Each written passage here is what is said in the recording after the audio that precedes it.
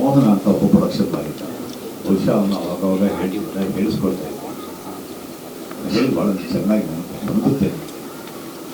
ಮೋಹನ ಆ ಡೈಲಾಗ್ ಹೇಳುವಂಥದ್ದು ಸಿನಿಮಾ ಇಂಡಸ್ಟ್ರಿಗೆ ಯಾಕೆ ಬಂದಿತ್ತು ಅದು ನನಗೆ ಅನ್ವಯಿಸುತ್ತೆ ಅಂತ ನಾನು ಭಾವಿಸ್ತೇನೆ. ವಿಮಲ್ ಬಟ್ಟೆ ಹಾಕ್ಕೊಂಡು ಈಗ ನಂದಲ್ಲ ಆತ ಹೇಳ್ತಾರೆ ಮೋಹನಗಿನ್ನ ಇದು ವಿಮಲ್ ಬಟ್ಟೆ ಹಾಕ್ಕೊಂಡು ಕಲರ್ಫುಲ್ಲಾಗಿ ಬೆರೀಬೇಕು ಅಂತ ಇಂಡಸ್ಟ್ರಿಗೆ ಬಂದೆ. ಆದರೆ ಕೈ ಗಂಟಿತ್ತು ಕೊನೆಗೆ ಪಾತ್ರೆ ತಿಳ್ಕೊಳ್ಳಿಕ್ಕೆ. ಆ ರೀತಿ ಅಭಿಮಾನ ನಾನು ಅಂಟಿಸ್ಕೊಳ್ಳೋದು ಸಿನಿಮಾ ಇಂಡಸ್ಟ್ರಿನಲ್ಲಿ 54 ವರ್ಷ ಆಯಿತು. ನಾನು ಕಲಾವಿದನಾಗೇನು ಆಗಬೇಕು ಅಂತಲೇ ಚಿತ್ರರಂಗಕ್ಕೆ ಬಂದಿದ್ದು. ಚಿತ್ರರಂಗಕ್ಕೆ ಬಂದ ಮೇಲೆ ನಾನು ರಂಗಭೂಮಿಗೆ ಹೋದೆ.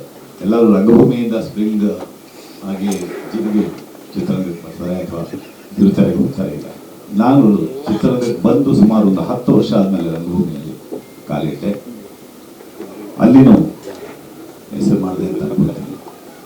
ಸೊ ಇಷ್ಟು ವರ್ಷಗಳಾದರೂ ಸುಮಾರು ಪಾತ್ರಗಳು ಮಾಡಿದ್ದೀನಿ. ರಾಜ್ಯ ಪ್ರಶಸ್ತಿ ಬಂದಿದೆ, ಎಲ್ಲ ಬಂದಿದೆ.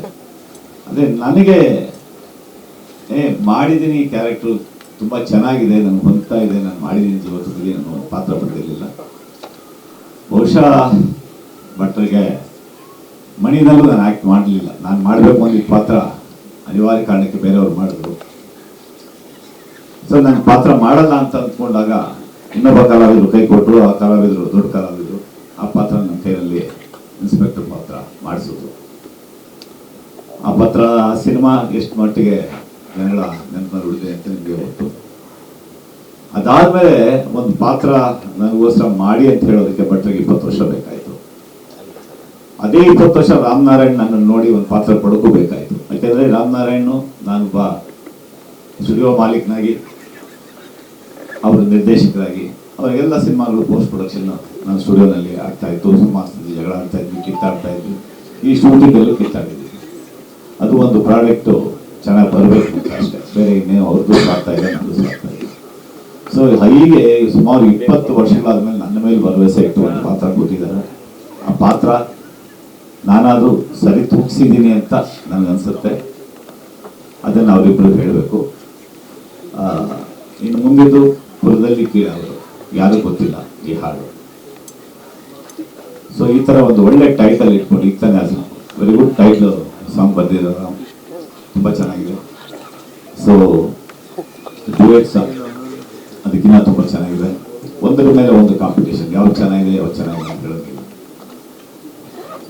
ಸೊ ಚಿತ್ರೀಕರಣ ಸುಮಾರು ಎಸ್ಪೆಷಲಿ ಸೆಕೆಂಡ್ ಶೆಡ್ಯೂಲ್ನಲ್ಲಿ ಒಂದು 10 ದಿನಗಳ ಕಾಲ ರಾಮ್ ಹಾಕ್ಸಿದಂಥ ಮೇಕಪ್ಪು, ಆ ಮೇಕಪ್ ಹಾಕೋದಕ್ಕೆ 1.5 ಗಂಟೆ, ತೆಗೆಯೋದಕ್ಕೆ 1.5 ಗಂಟೆ, ಊಟ ಮಾಡೋಕ್ಕಾಗ್ತಾ ಇಲ್ಲ, ಹಿಂಸೆ.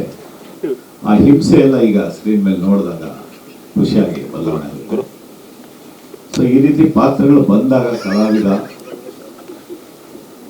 ನಾನು ರಾಮ್ಗೆ ಫಸ್ಟ್ ದಿನ ಹೇಳಿದೆ, ಫಸ್ಟ್ ದಿನ ಸ್ವಲ್ಪ ಆ ಪಾತ್ರದಲ್ಲಿ ಹೋಗಬೇಕು ಅಂದ್ರೆ ಸ್ವಲ್ಪ ಯಾವುದೇ ಕಲಾವಿದರಿಗೂ ಸ್ವಲ್ಪ ಟೈಮ್ ಬೇಕಾಗುತ್ತೆ ಅನ್ನೋದು ನನ್ನ ಭಾವನೆ. ಒಂದು ಟೇಕ್ ಆಯಿತು. ಆಮೇಲೆ ಅವರು ಪ್ರತಿ ಟೇಕ್ನಲ್ಲಿ ಒಂದು ಕಾರ್ಯ ಶುರು ಮಾಡಿದ್ರು. ನನಗೆ ಗೊತ್ತೇ ಇರಲಿಲ್ಲ ಅಂತ. ಸೊ ನಾನು ಪ್ರತಿಯೊಬ್ಬ ಡೈರೆಕ್ಟರ್ಗೆ ಹೇಳೋದು, ಚಿಕ್ಕ ಡೈರೆಕ್ಟರ್ ಆಗಲಿ ದೊಡ್ಡ ಡೈರೆಕ್ಟರ್ ಆಗಲಿ, ಕ್ಯಾಮ್ರಾ ಮುಂದೆ ನಾನು ಪರವಾಗಿ ಹೋಗಲ್ಲ ಬರ್ತೀನಪ್ಪ, ನಿಮಗೆ ಕಟ್ಕೊಡ್ರಿ, ನಾನು ಸಣ್ಣ ಕಲಾವಿದ ಅಷ್ಟೇ ಅಂತ ಹೇಳ್ತೀನಿ. ಸೊ ಈ ರೀತಿ ಒಂದು ಪಾತ್ರ ಕೊಟ್ಟಿದ್ದಕ್ಕೆ ಅವರಿಬ್ಬರಿಗೂ ನಾನು ಸದಾಕಾಲ ಚಿರಋಣಿಯಾಗಿರ್ತೀನಿ ಅಂತ. ಮತ್ತೆ ಅವರಿಬ್ಬರ ಮೇಲೆ ನಂಬಿಕೆ ಇಟ್ಟು ಈ ಪಾತ್ರನ ಒಪ್ಕೊಂಡಿದ್ದಕ್ಕೆ ನಿರ್ಮಾಪಕರಾದ ಸಂತೋಷ್ ಮತ್ತೆ ವಿದ್ಯಾ ಮತ್ತೆ ಮಡೇನೂರು ಮನು ನಾನು ಸಜೆಸ್ಟ್ ಮಾಡಿದ್ದಕ್ಕೆ ಸೊ ಎಲ್ಲರಿಗೂ ನಾನು ಆಭಾರಿಯಾಗಿದ್ದೇನೆ. ಸೊ ನನ್ನ ಗೆಳೆಯ ಆನಂದ ಪ್ರಿಯ ಬಹಳ ಉತ್ತಮವಾಗಿ ಸಂಭಾಷಣೆ ಬರೆದಿದ್ದಾರೆ. ಬಹುಶಃ ಒಂದು ವಾರ ದಿನ ಆದ್ಮೇಲೆ ಕೇಳಿದೆ ಯಾರು ಡೈಲಾಗ್ ಬರ್ದಿದ್ರು. ನಾನು ಅನ್ಕೊಂಡಿದ್ದೆ ರಾಮನಾರಾಯಣ್ ಬರ್ದಿರ್ಬೇಕು, ಇಲ್ಲ ಪಾತ್ರ ಬರ್ದಿರ್ಬೇಕು ಅಂತ. ಇಲ್ಲ ಆನಂದ್ ಫೋನ್ ಮಾಡಿದೆ ಆ ಟೈಮ್ನಲ್ಲಿ.